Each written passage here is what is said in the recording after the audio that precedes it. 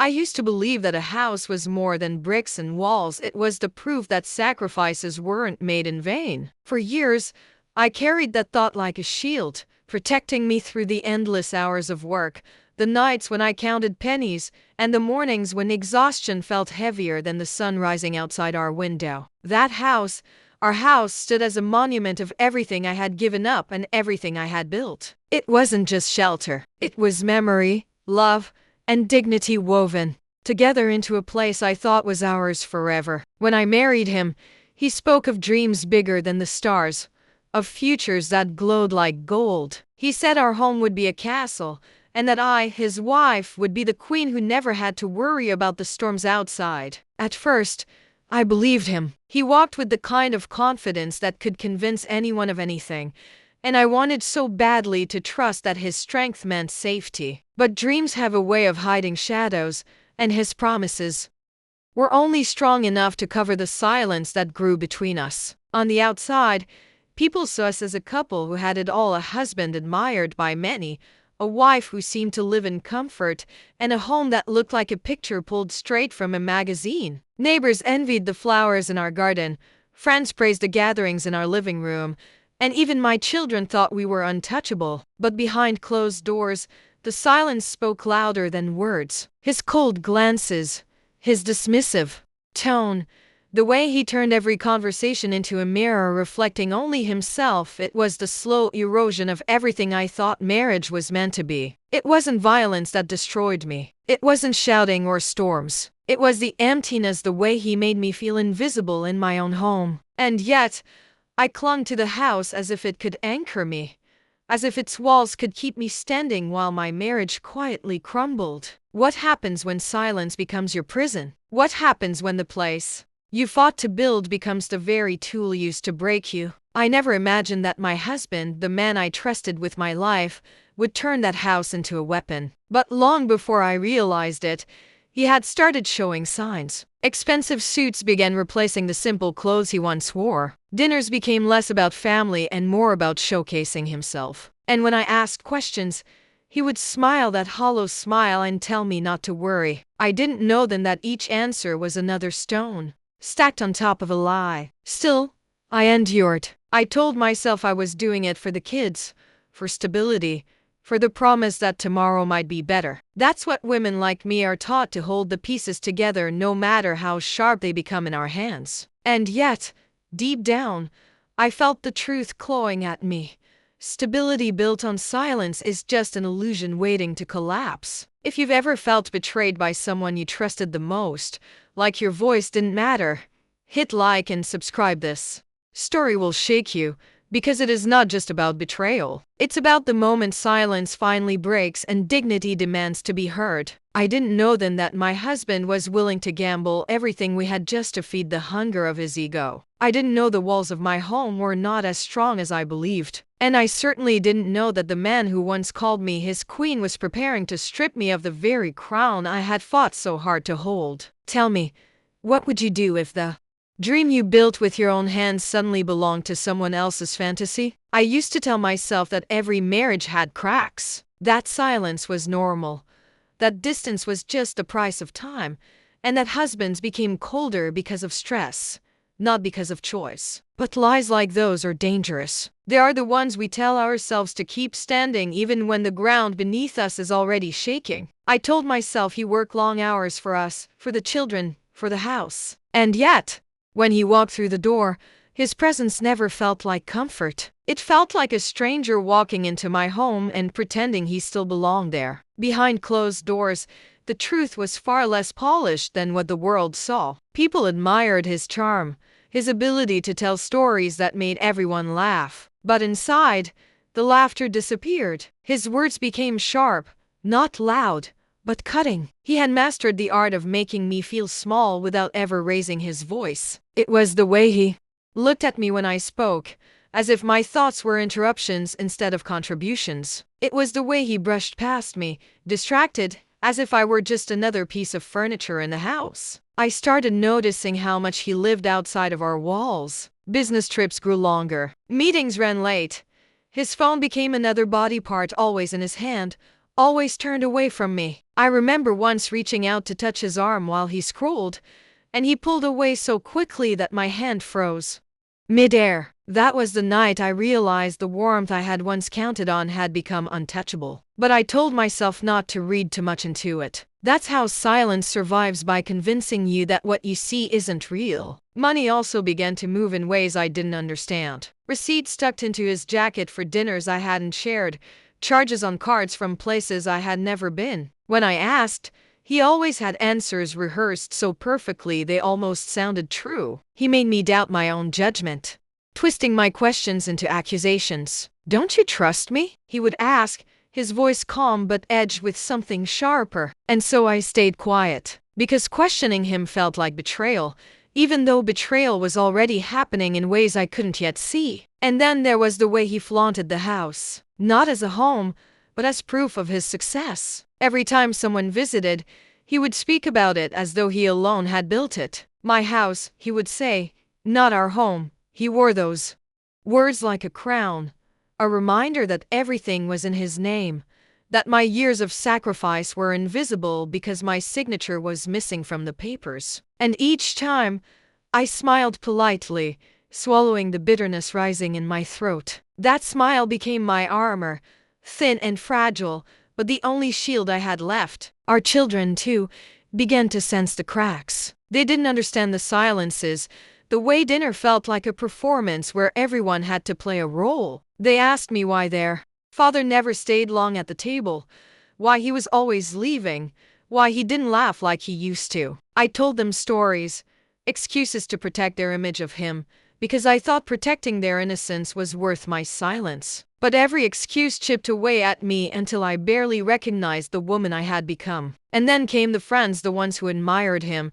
who told me how lucky I was. They didn't see the exhaustion in my eyes, the way my hands trembled when bills arrived, or the loneliness that crept into bed with me every night. They saw only what he wanted them to see. And for years, I played along, nodding, smiling, clapping at his triumphs while mine were buried under layers of sacrifice. But in the quiet of the night, when the house was dark and his side of the bed was empty, I faced the truth I tried so hard to deny. I wasn't living in a marriage anymore. I was living in a performance where the script was written by him and my role was to stay silent. And silence is the heaviest burden of all. It presses on your chest, steals your voice, and convinces you that invisibility is the same as peace. The cracks weren't just in the marriage, they were in me. And I could feel myself breaking piece by piece. My reflection in the mirror no longer looked like the woman I once was. She looked tired, worn, erased. And every day I asked myself the same question: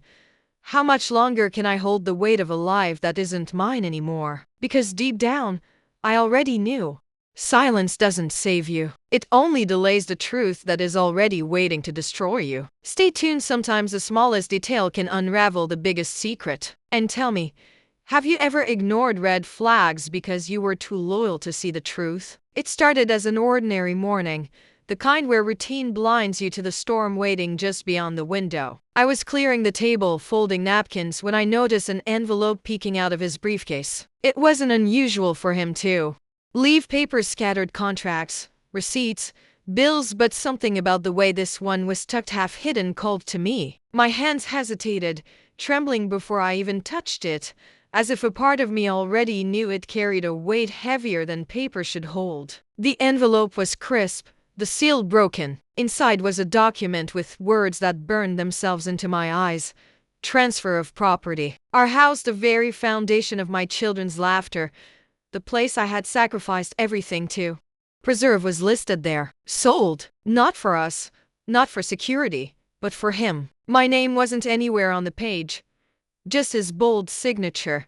The same signature that once represented promises of forever, now reduced to betrayal inked in black. For a moment, my body froze. The room spun around me, the sound of my heartbeat drowning out everything else. I read it once, twice, a dozen times, praying my eyes were wrong, that I had misunderstood. But the truth stared back with cruel clarity. He had sold the roof over our heads without a word. And for what? To fund dinners, hotels, gifts for a woman who was not me. I pressed the paper to my chest, as if holding it closer could shield me from its reality. Memories of sleepless nights resurfaced, me staying awake to stretch our money, me skipping my own needs so the children never went without, me patching the fabric of our life so he could walk the world proud of his success. All along, he had been unraveling it thread by thread behind my back. My mind raced through every detail of the past months. The sudden confidence in his stride, the way he dressed sharper, the cologne that wasn't mine to recognize. I remembered the late-night calls, his laughter in another room, the smile he didn't bring home. The puzzle pieces I had ignored were now forcing themselves together, and the picture was uglier than I could bear. He hadn't just betrayed me, he had gambled away the very life I built for our children. The paper slipped from my hands onto the floor. I sank to my knees beside it, not because I was weak, but because the weight of realization was crushing. Tears blurred my vision, but behind them was something else, a spark of rage. It wasn't loud, not yet, but it was steady, a fire rising from the ashes of shock. How dare he? How dare he erase my sacrifices, my years, my love, with a single stroke of a pen? I picked the paper up again, my hand steadier this time. Every line was proof. Proof of his deceit,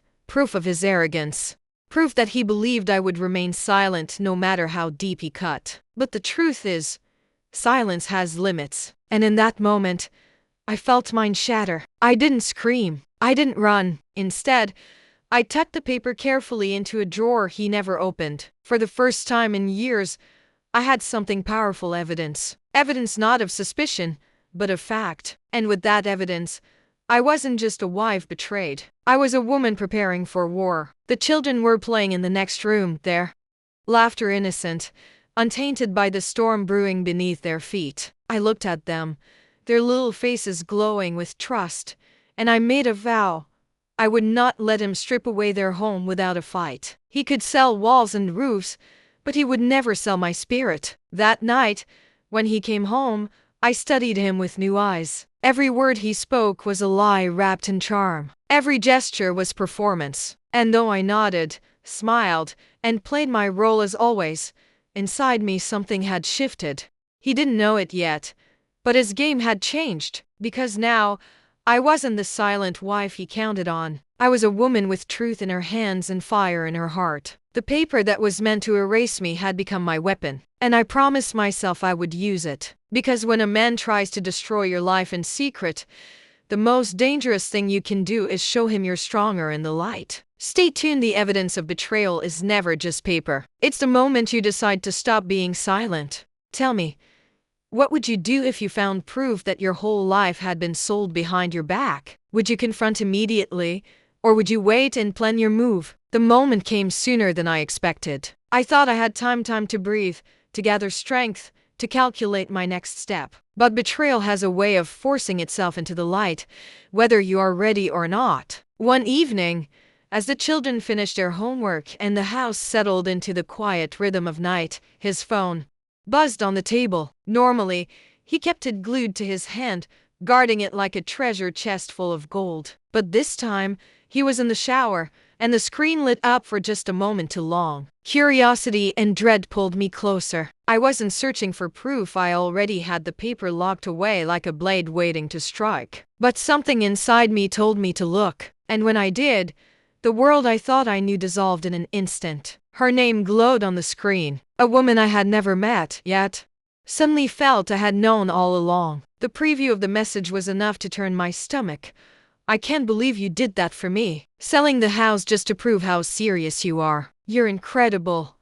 My hands trembled, not with weakness this time, but with fury. The confirmation was there, written in her words. He hadn't just sold our house. He had sold our life to win her. All the nights of work, the memories etched into every corner of that home, the sacrifices carved into my skin like scars that had all been tossed away as if it meant nothing, just to impress another woman. I heard the water shut off. His footsteps echoed in the hallway, and I quickly placed the phone back where it had been. By the time he entered the room, towel draped casually over his shoulders, I was sitting silently on the edge of the bed, my face unreadable. He smiled at me, the same smile that once made me feel cherished. now a mask I couldn't stand to look at. "Long day," he said, as if nothing in the world was wrong. It was then I realized the depth of his arrogance. He believed he had crafted such a flawless performance that I would never see through it. He thought I was blind, too trusting, too small to question his kingdom of lies. What he didn't know was that his empire had already crumbled the moment I picked up that paper. And now, with her words still burning in my mind, I saw his kingdom for what it truly was: ashes. Over the following days, I observed him with new clarity. Every late-night meeting, every mysterious trip, every unexplained expense, it all pointed to a truth I could no longer deny. He wasn't a husband. He wasn't a partner. He was an actor in a play I had been forced to fund, while the real show happened behind closed doors with her. The betrayal wasn't just in the act. It was in the years of deception, the deliberate erasure of my sacrifices, the way he stood beside me in public while mocking me in private with his actions. He sold more than the house. He sold my trust, my loyalty, my dignity, all for the cheap thrill of being someone else's hero. One night, I confronted him not with rage, not with screams, but with silence. I simply held the paper in one hand and his phone in the other. His face drained of color, his confidence flickering like a candle in the wind. He tried to laugh it off, to weave another lie, but this time I wasn't the same woman. His words no longer held power. "Do you think I didn't notice?" I asked, my voice steady. "Do you think I was that invisible?" He stammered, shifting between denial and charm, but the mask was gone. For the first time, I saw him without the costume, without the lies. And what stared back at me was not the man I had once loved, but a stranger willing to burn down his family for a fleeting fantasy. That night, I didn't cry. I didn't beg. I didn't break. I simply realized the truth. The life I thought we had was nothing more than smoke, and the man I thought I married had already turned to ashes. But ashes, I reminded myself, are not the end. They are what remains when fire reveals what cannot survive. And in that moment, I vowed that I would rise from them, stronger than he ever believed possible. Because a man who sells your home to impress another woman may think he has destroyed you, but the real destruction comes when you refuse to let him write the ending of your story. Stay tuned, because when betrayal burns everything down, the woman who rises from the ashes is unstoppable. Tell me, if someone you trusted turned your life to ruins just to impress another, would you confront them immediately or wait until they least expected it? Your answer might show others the strength they've been searching for. When betrayal scorches your life, the first instinct is to collapse, to surrender to the ashes. But I refused. If he thought I would sit quietly while he erased everything I had built, he was mistaken. His arrogance became my weapon, because every careless move he made, every document he left behind, every message he forgot to delete was a thread I could pull. And I began weaving those threads into a net he could not escape. I started with the obvious: the sales documents of the house. He assumed I had no access, that because my name wasn't on the papers, I had no power. But arrogance makes men sloppy. Hidden in a drawer, buried under piles of envelopes he thought I'd never open, I found the official paperwork, signatures, transfers, bank authorizations. Each one was proof. Proof that I wasn't paranoid, that my instincts weren't lies, that he had betrayed me in ink as much as in flesh. Then came the bank statements. For years, he told me not to worry about money, that he had everything under control. I had taken that as reassurance. Now, I saw it for what it was: a tactic to blind me. But banks don't lie, and transactions leave footprints. Expensive dinners, jewelry stores, weekend trips to places I never saw. The map of his betrayal was drawn in numbers, and I collected every one. The phone was harder. He guarded it like a crown jewel, never letting it out of his sight. But lies are heavy, and eventually even he slipped. One night, after another excuse-filled late meeting, he fell asleep on the couch, the device still in his hand. With a pounding heart, I scrolled, not because I wanted more pain, but because pain had already arrived. And there they were, messages dripping with affection, promises of a future, declarations meant for her, that had once belonged to me. I took screenshots, forwarding them carefully to a secure folder. Each word, each photo, each timestamp became evidence. I was no longer the woman sobbing into her pillow. I was the archivist of his downfall. But the evidence wasn't only in documents or messages. It lived in people's memories, in whispered stories that suddenly made sense when I began asking the right questions. A neighbor remembered seeing him drop someone off late at night. A coworker casually mentioned trips he claimed were business, but clearly weren't. The puzzle pieces, once scattered, were now falling into place, and with each new discovery, I felt my spine straighten, my voice sharpen, my heart grow steel. I reached out to a lawyer. At first, my hands shook when I made the call, the weight of years of silence pressing down on me. But when I heard her calm voice saying, "Bring me what you have, and we'll build from there," something shifted. I wasn't alone anymore. I had allies, strategy, a plan. The evidence wasn't just survival, it was ammunition. The lawyer explained how betrayal wasn't only emotional, it had financial and legal consequences. Fraud, misrepresentation, deception in contracts. He thought he was clever, but the very systems he used to erase me were the same ones I would use to expose him. My silence had once been his shield. Now, my words and my evidence would be his undoing. I also found unexpected support in the woman he had chosen over me. At first, I saw her as the enemy, the thief of my life. But then I realized she too was deceived. He told her stories just as he told me. Promises of forever, of sacrifice, of love that cost him everything. When I confronted her with the evidence, I saw the same shock in her eyes that had once burned in mine. For the first time, I wasn't fighting her, we were both fighting the lie that bound us. It was a strange kind of empowerment, realizing I wasn't alone in my pain. Betrayal isolates you, convinces you that you are foolish, naive, blind. But evidence doesn't lie, and it connected us in a way he never anticipated. Together, we compared notes, uncovered inconsistencies, and built an even stronger case. The turning point came when I realized something powerful.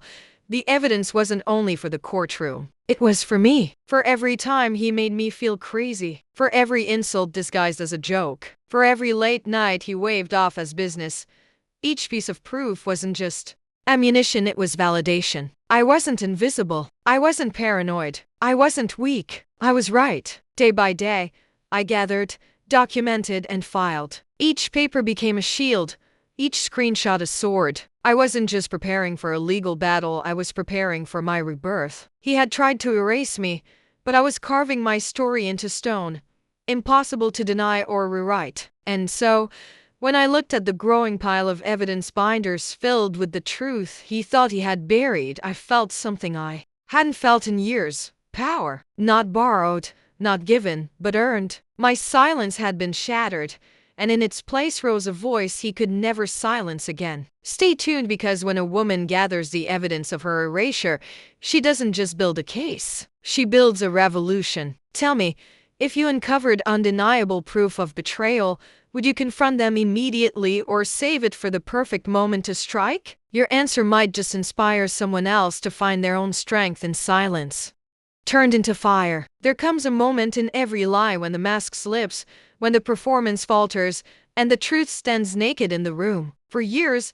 he had perfected the act of control, of charm, of the respectable husband who provided and smiled while weaving betrayal behind closed doors. But masks are heavy, and even the strongest facade crumbles when faced with evidence that cuts sharper than any words. That moment, the reckoning, was mine to witness, and I will never forget the silence that filled the air when his double life collapsed under the weight of truth. It began in the courtroom. He walked in confident, his suit tailored, his smirk rehearsed. To everyone watching, he still looked like the man they thought they knew, the provider, the husband, the pillar of strength. He believed his charm would shield him, that his arrogance would outshine any accusation. But what he didn't know was that I had spent months preparing for this exact moment. He underestimated me because he had always underestimated me. When the judge asked for the first round of documents, his smirk remained. He glanced at me as if daring me to speak,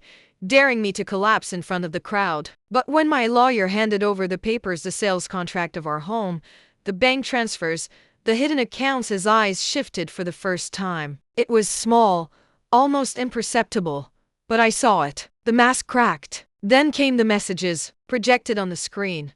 Line after line of words he had written with such care, thinking they would never see daylight. Sweet nothings, plans for the future, confessions of a love he claimed was eternal, all directed not at me, but at her, his mistress, his fantasy. The gasps in the room weren't mine. They belonged to the people who had believed in his performance. Friends, colleagues, even family members who had defended him now sat in silence, realizing they had been part of the lie too. He tried to speak, to twist the narrative like he always had. Those messages are taken out of context, he said. His voice carried the same arrogance I once mistook for strength. But arrogance is fragile when it collides with facts. My lawyer didn't flinch. She presented the timestamps, the overlapping dates, the undeniable truth that shattered his excuses. And I sat there, not silent, not broken, but strong. For the first time, it was he who looked small. As the hours passed, his mask continued to slip. Every objection overruled, every lie exposed, every contradiction torn apart left him weaker. He fidgeted in his chair, tugging at his collar, his voice growing louder as though volume could replace truth. But the louder he became, the clearer it was to everyone watching. This was not a man in control. This was a man unraveling. And then, the moment I had waited for arrived. My lawyer asked him directly, "Did you sell the family home to fund your relationship with another woman?" The room fell silent. His face flushed, his eyes darted, his mouth opened, but no words came. In that silence, the mask didn't just crack, it shattered. He knew it. I knew it. And so did everyone else in that room. For years, he had silenced me, making me believe I had no voice, no power. But in that instant, it was my silence that crushed him. I didn't need to scream. I didn't need to beg. I didn't need to cry. The evidence spoke louder than I ever could, and it was undeniable. The reckoning wasn't mine, it was his. I sat tall, my hands steady, my eyes locked on his. The power dynamic had shifted, and he felt it. He could no longer erase me with a sentence, no longer reduce me to nothing with a smirk. He was exposed, his reputation bleeding in front of the very people whose admiration he had craved. The mighty man had fallen, and I was there to witness it, unbroken. What struck me most in that moment wasn't the satisfaction of revenge, it was the realization that I had survived the storm he thought would destroy me. The reckoning wasn't just about exposing him. It was about reclaiming myself, about showing the world and myself that I was never the weak, invisible woman he tried to paint me as. By the end of the day, the courtroom felt different. The whispers had shifted. No one was praising him anymore. They looked at me not with pity,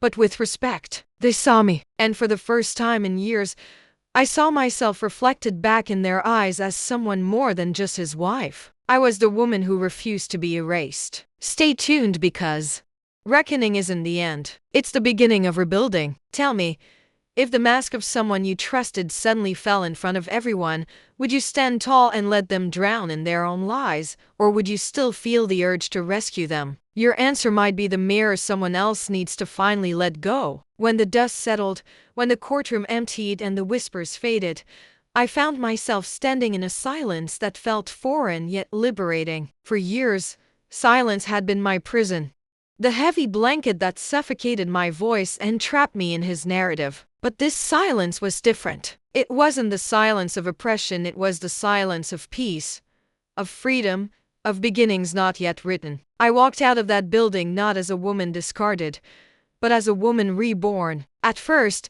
the world felt too wide, too unsteady. For so long, my life had been dictated by routines that revolved around him, his schedules, his moods, his demands. Without him, there was an unfamiliar emptiness, like staring at a blank page after finishing a painful chapter. But the thing about blank pages is this: they are opportunities. They are the promise that you get to decide what comes next. And for the first time in decades, the pen was in my hands. I started small, rearranging furniture in the apartment I had fought to claim as my own. hanging new curtains that carried colors he would have mocked, planting flowers in a pot by the window, watching them bloom as though reminding me daily that life, too, regenerates after being cut down. These weren't just gestures of decoration, they were declarations. Every small change whispered, "This is mine now." Then came the harder parts, learning to believe in myself again. It's strange how betrayal doesn't just take away trust in another person, it steals trust in yourself. I had to rebuild the belief that my instincts mattered, that my voice was worth hearing, that I had value beyond what I gave to others. Therapy became a sanctuary, a place where I learned that scars don't make me weak, they make me proof of survival. Faith carried me through the nights when doubts returned, when I wondered if freedom was too heavy a burden. Slowly, I realized that freedom wasn't a burden, it was a gift. I reconnected with people I had pushed aside during the marriage. Old friends who had once called but stopped when my excuses became too frequent. Family members who sensed a distance but didn't press out of respect. When they saw me again, standing taller, speaking louder, laughing without hesitation, their smiles mirrored my own. It felt like coming home to myself piece by piece. Financially, it wasn't easy. He had drained so much, hidden so much, destroyed so much. But instead of collapsing under the weight, I saw it as an invitation to rise. I took a job I once thought I was too old to start. I walked into that office nervous but determined, and when my paycheck came, modest though it was, I held it like a trophy. It wasn't just money, it was independence, proof that I could sustain myself without anyone's permission. But the greatest rebuild happened inside. I no longer apologized for existing. I no longer walked on eggshells, fearing which version of him would greet me. I no longer felt the need to justify my choices or silence my needs. My reflection in the mirror was no longer foreign. I looked at myself, really looked, and saw not the broken woman he wanted me to be, but the unbreakable woman I had become. Despite him, there was a moment that crystallized it all. I was walking down the street, the same street where neighbors once admired us as the perfect couple. An older woman stopped me. She took my hand gently and said, "I've been watching you. You're stronger than you realize."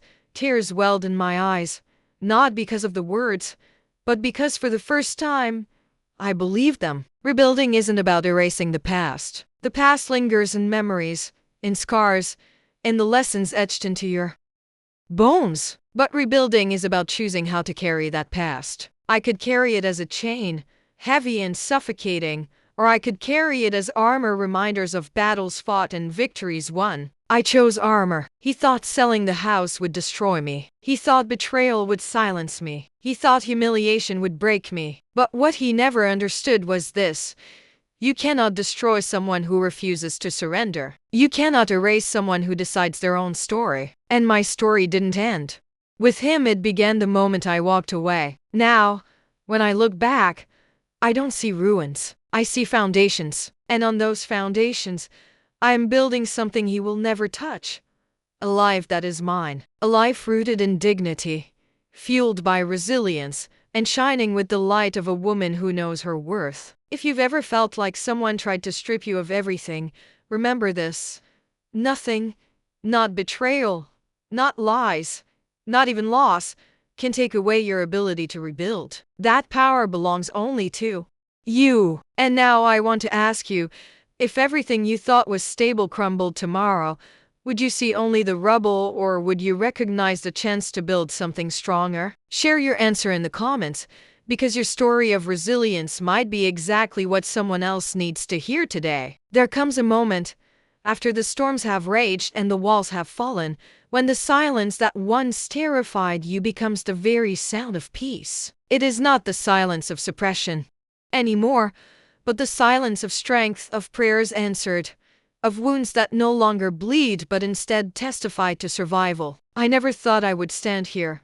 in this version of myself, after everything he tried to erase. Yet I learned that faith is not about seeing the whole path, but about taking one trembling step forward, trusting that the ground will appear beneath your feet. When betrayal stripped away the life I thought I had, I believed I was standing in ruins. But I see now that those ruins were not the end of me, they were the beginning of something far greater. The ashes of broken promises became the soil where resilience was planted. Each tear watered the ground, Each night of doubt became a seed of strength, and slowly, a garden began to grow where devastation once reigned. That is the miracle of life, and that is the miracle of faith, transformation where destruction tried to claim victory. For a long time, I thought my worth was measured by what I could hold together: marriage, home, reputation. I thought sacrifice was love and silence was strength. But in truth, strength was never about enduring chains. It was about finding the courage to break them. Love was never about losing myself. It was about learning to love myself enough to walk away from what tried to diminish me. And faith was never about pretending everything was fine. It was about believing that even in the valley of shadows, light still existed, waiting to be seen. Inspiration does not come from perfect stories, from people who never fall or never weep. Inspiration comes from scars, from voices that were silenced yet rose again, from brokenness that dared to rebuild. My scars are no longer hidden, they are the map of where I have been and the proof of what I overcame. They tell a story not of weakness but of survival. And survival, when embraced with faith, turns into rebirth. I know now that true freedom is not in possessions or appearances, but in dignity. It is walking into a room without fear of someone else's anger. It is making decisions without waiting for approval. It is looking into the mirror and seeing not the reflection of who someone else said I was, but the truth of who I am. That freedom is sacred, and no betrayal, no humiliation, no cruelty can take it away once you have claimed it. I stand today not as the woman who lost everything, but as the woman who found herself. The woman who refused to be erased, who turned pain into prayer, and prayer into power. And if you are listening, if you are carrying heartbreak in silence, let my story be the proof you need. You are not invisible. Your voice matters. Your worth is intact. And your tomorrow can be brighter than the night you are standing in now. Faith taught me that even the darkest night ends with dawn. Inspiration taught me that broken pieces can be rearranged into something far more beautiful than before. And life taught me that endings are often disguises for beginnings. What once felt like destruction was, in truth, the foundation for a future I never imagined.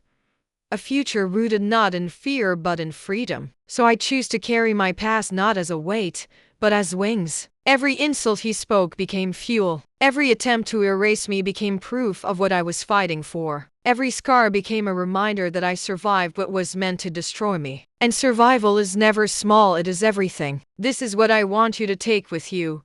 You're stronger than you think, braver than you believe, and more worthy than you may realize. No matter what has been taken from you, the essence of who you are cannot be stolen. And when you finally rise, you will not rise the same, you will rise unbreakable. If this story touched your heart, if it reminded you of your own strength, I ask you now, take a moment to like this video and subscribe to the channel. Not just to follow my journey, but to remind yourself daily that your own voice, your own story, deserves to be heard. And don't miss the next chapter. We are about to tell an even more powerful story of betrayal, resilience, and redemption that will challenge everything you thought you knew about love and survival. You will not want to miss what comes next.